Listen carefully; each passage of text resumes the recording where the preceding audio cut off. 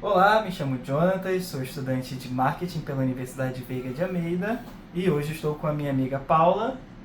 Oi, meu nome é Paula, sou nutricionista, formada pela Federal do Rio de Janeiro, Unirio. Sou sócia da Nutrizer, que é uma empresa voltada para a solução de empresas em consultoria e controle de qualidade em alimentos. E hoje, seguindo a matéria de comunicação integrada de marketing, irei fazer algumas perguntas sobre o tema para a nossa querida Paula. Paula, sobre a empresa e comunicação geral. Como surgiu a empresa de consultoria e qual é a missão e público principal? Perfeito. A empresa surgiu, assim que eu me formei, eu me interessei muito pela área de consultoria, que foi um dos últimos estágios em que eu fiz. Então, na verdade, na área de controle de qualidade, né, que abrange esse setor de consultoria. Então, por ter alguns contatos no ramo da hotelaria, algumas empresas, alguns fornecedores precisaram de soluções mesmo, de uma adequação em relação a uma etiqueta ou então de algum processo dentro mesmo do estabelecimento. E aí, por ter conhecimento na área, as pessoas falaram, olha, eu tenho uma nutricionista que ela atua nessa área e tudo mais. E aí eu fui fazendo um serviço aqui, outro serviço ali. Então eu conheci o ramo da consultoria e eu entendi que seria um ramo que eu poderia atuar paralelamente ao meu trabalho formal. Então, e aí, enfim, me juntei com uma outra amiga nutricionista também do ramo e aí demos início aí à Nutrizer. E o público-alvo são empresas do ramo de alimentação, sejam restaurantes ou então fábricas, peixarias, padarias. E a gente está começando a abrir também um braço para, ensino, repassar o conhecimento que a gente adquiriu ao longo desses 11 anos, 10, 11 anos, para nutricionistas que estejam começando agora. Então, seriam essas duas vertentes. Uma vertente inicial e um braço inicial de ensino para nutricionistas recém-formadas e a nossa consultoria já consolidada para fornecedores. E como a sua empresa se comunica e divulga os seus serviços?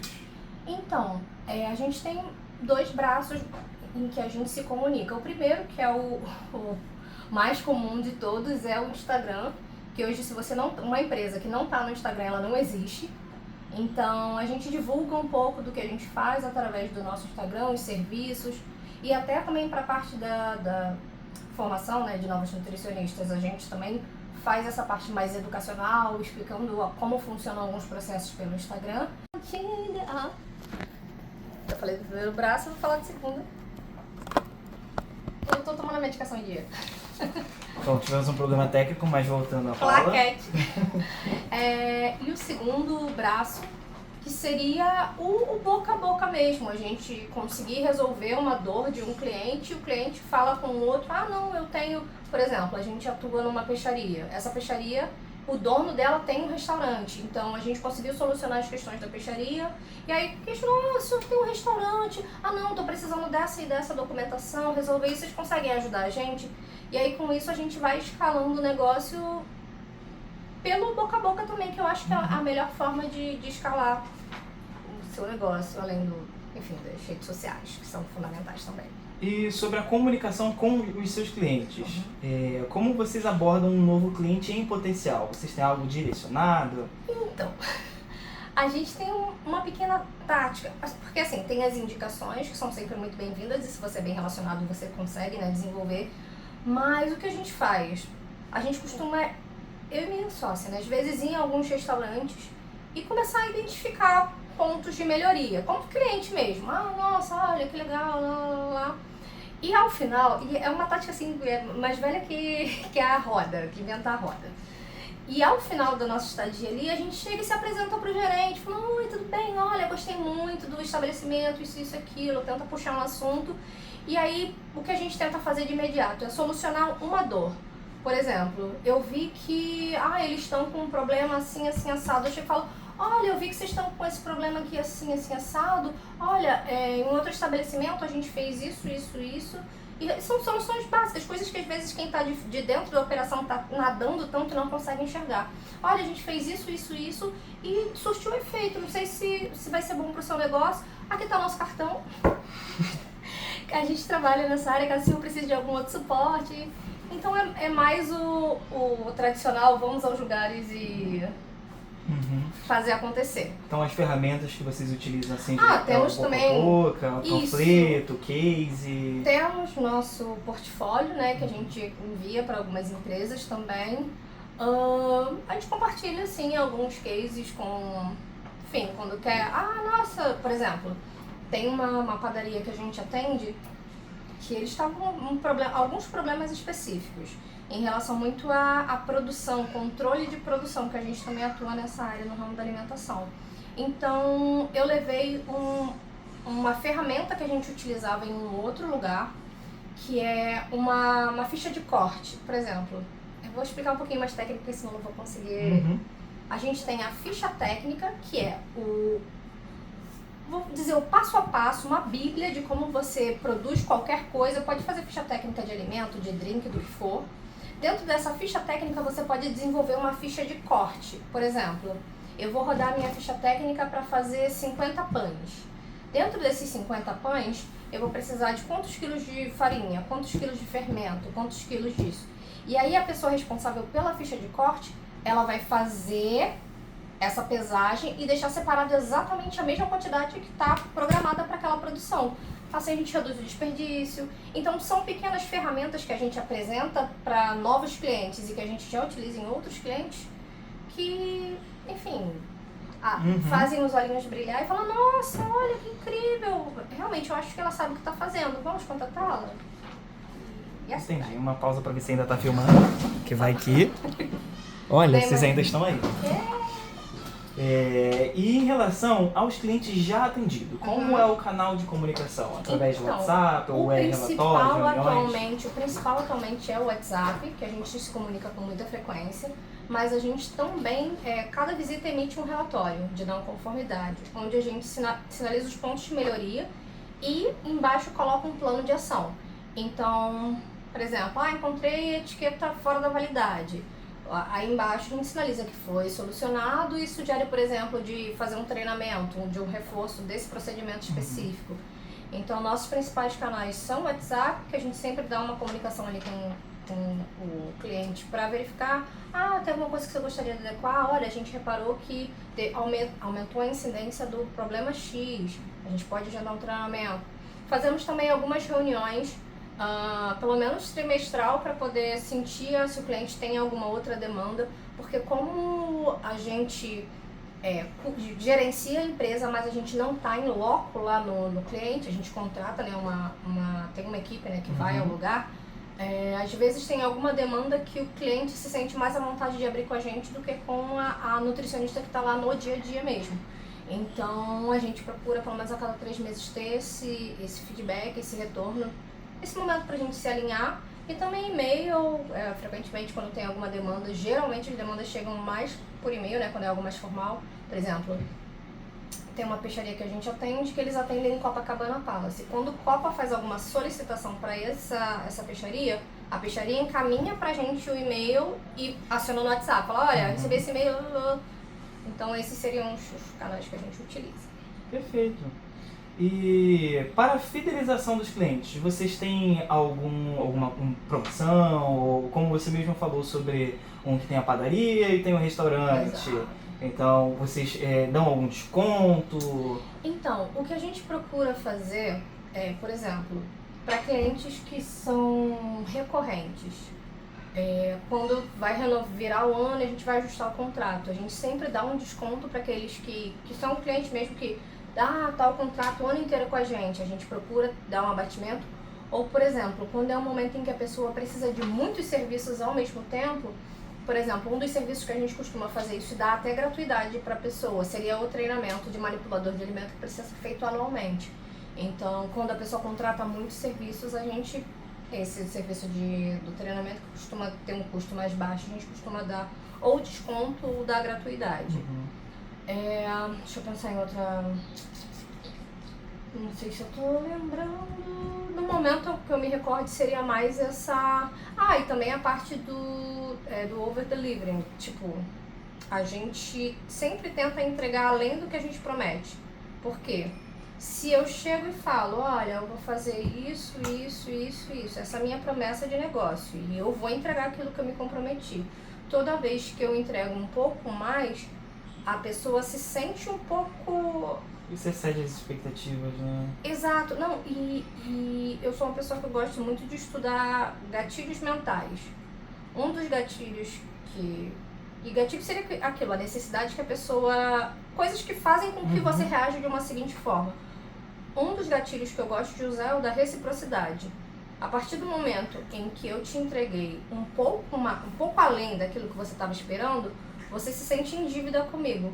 E isso funciona muito bem nos negócios porque a pessoa fica pensando, caraca, qualquer outra solicitação que você faça depois, ou se você precisar reajustar o valor, por exemplo, do contrato, não, pô, eu vai reajustar, mas cara, toda vez que eu peço sempre me entregam a mais e lá, lá, enfim, eu e minha sócia, né, a gente gosta dessa proposta. Mas aqui, já sobre comunicação com parceiros e comunidades, vocês participam de eventos, congressos, workshops e treinamentos? E se sim, qual o objetivo de vocês nessas ações? Então, sim e não. É complicado, porque assim, a gente como nutricionista, a gente precisa estar sempre participando de alguns eventos pra gente poder se atualizar, mas os treinamentos que a gente participa seriam mais para conhecimento próprio e conseguir estar atualizada no que a gente participa, no que a gente trabalha. Os treinamentos que a gente oferece são os treinamentos de fato contratados pelos clientes, e é aquilo, por mais que seja contratado pelo cliente, seja uma relação de negócio, a gente entende que auxilia para a base operacional, que é quem de fato está recebendo o treinamento, e eles recebem isso de muito, muito bom grado, e a gente sempre tenta bater na tecla quando está dando treinamento de que aquele treinamento é um treinamento que vale não só para aquela empresa, mas para qualquer outro restaurante ou empresa que eles forem trabalhar. E eu sinto que assim, a gente trabalha com um público, a base operacional é um público muito humilde mesmo. Tem pessoas que trabalham, enfim, por exemplo, na peixaria, que não sabem ler e escrever, mas que a profissão que eu aprendi, senhores mesmo, aprendi há muito tempo, então você conseguir entregar esse conhecimento, eu sinto que a gente está colaborando de alguma forma, mesmo sendo um serviço pago, mas colaborando para o desenvolvimento da sociedade como um todo. É uma forma de contribuir mesmo para a comunidade no geral. E vocês usam a rede social para fazer conteúdos, para ensinar, para educar o mercado sobre a nutrição? Sim, sim. Até seria esse novo braço, né, que a gente está se propondo a fazer. Um treinamento, enfim, para nutricionista, explicando mesmo o básico, porque é aquilo, eu e minha sócia, nós somos pessoas muito curiosas e muito de meter as caras e ir aprendendo fazendo. Ah, não sei não, mas me orienta aí que eu vou fazendo, então eu dou meu jeito, aprendo e faço. Então quando a gente se formou, acho que a gente se uniu muito por a gente ter esse mesmo espírito. Só que a gente entende que a área da nutrição, principalmente essa área da consultoria, é uma área que, se você não tiver nenhuma orientação, você fica muito perdido. Então a gente utiliza a rede social para produzir muito conteúdo relacionado a as legislações que estão vigentes, né, em relação à nutrição, como forma de educar novas nutricionistas e também como forma de demonstrar conhecimento para possíveis clientes. Então a gente usa bastante as redes sociais. E é um braço muito importante. Hoje a gente tinha alguns momentos, né, que a gente julga mais necessários. A gente chega a fazer tráfego pago. Tráfego, pelo amor de Deus. Tráfego pago. E a gente vê bastante retorno em relação a isso. Então é bem legal. A gente usa bastante as redes sociais. Legal. E existe alguma ação inovadora ou criativa que diferencia a comunicação da sua empresa? Já pensou sobre isso? Não. O que vocês estão fazendo de diferente do mercado que poderia impulsionar ainda mais a sua empresa? Não tinha parado para pensar. Mas eu acho que talvez a forma que a gente comunica e explica a legislação, porque é aquilo, a legislação para nutricionista é uma coisa muito chata, muito chata. Então eu acho que o jeito que a gente procura se comunicar, explicando de fato a lei, não lendo, porque o que eu vejo muito na internet no nosso ramo, são pessoas que não têm o conhecimento, não dominam a legislação e leem a legislação como se fosse uma forma de explicar. Mas cada lei tem o seu entendimento e o que a gente procura muito fazer, até para que a gente tenha compreensão de coisas que a gente não entende, a gente liga na vigilância sanitária, manda e-mail para eles para poder confirmar. Não, olha, o entendimento é esse mesmo. Uma das minhas professoras da faculdade foi fiscal da vigilância sanitária por muitos anos, então eu, quando tenho alguma dúvida, eu também contacto ela para poder explicar de uma forma mais detalhada, mais simples, não, nem detalhada a palavra, mais simples, porque é aquilo, a legislação ali, A parte mais burocrática. Exatamente. É chato, então a gente tenta esclarecer de uma forma mais simples. Perfeito. E vocês costumam medir o sucesso das ações de comunicação, como o número de clientes, Então, engajamento? geralmente quando a gente faz algum tráfego pago, a gente vê a questão do engajamento. E geralmente quando a gente faz isso, a gente utiliza para um link específico de um serviço que a gente vende, um curso online que a gente vende, então a gente vê pelos cliques no link do curso também e as vendas, então sim, seria mais basicamente isso, engajamento e vendas ou carrinho cheio, enfim, ou carrinhos abandonados, blá, blá, blá, e aí a gente As métricas mesmo disponibilizadas pelo site. Exatamente. Perfeito. E como você vê que a comunicação estratégica impacta a imagem do profissional da empresa no mercado? Perdão. Da empresa... Da sua empresa no mercado. A imagem, como que essa comunicação estratégica, você planejar, você pegar criar um planejamento de difundir a sua imagem, como você acha que isso impacta na sua empresa? Eu acho que traz credibilidade, porque, por exemplo, a gente passou por algum tempo em que a gente deixou as mídias sociais um pouco de lado. E a gente vê que, por exemplo, o crescimento das mídias e também o contato das pessoas através das redes sociais, né, sendo esse direcionamento para o link, ou então até no direct mesmo, porque às vezes algumas empresas contactam a gente por direct, assim, teve uma queda drástica desse período em que a gente ficou sem comunicar. Então, a partir do momento em que a gente se expõe, a gente gera credibilidade, porque é aquilo. Eu, pelo menos, tenho esse hábito como cliente. Eu vou numa loja. Ah, nossa, gostei muito, caí no anúncio numa loja aleatória. Eu vou olhar a data de publicação, última publicação, janeiro de 2023, eu vou falar, cara, isso tá a cara do golpe, a cara do golpe. Então, ter frequência nas redes sociais não só traz visibilidade, como credibilidade mesmo de fato de que você é uma empresa idônea. Então... E além da burocracia, qual é o maior desafio da comunicação? Você acha que esse é o maior desafio ou tem algum outro desafio na comunicação para uma consultoria? Eu acho que o maior desafio é você alcançar o público que você deseja. Porque, por exemplo, às vezes você faz, nossa, vou fazer uma campanha incrível aqui, vou organizar as coisas, só que você está fazendo uma campanha voltada para nutricionista. E aí quando você vai ver, o que está retornando para você são restaurantes. Você fala, pô, mas eu abranjo os dois nichos, mas nesse momento essa comunicação era para o outro lado.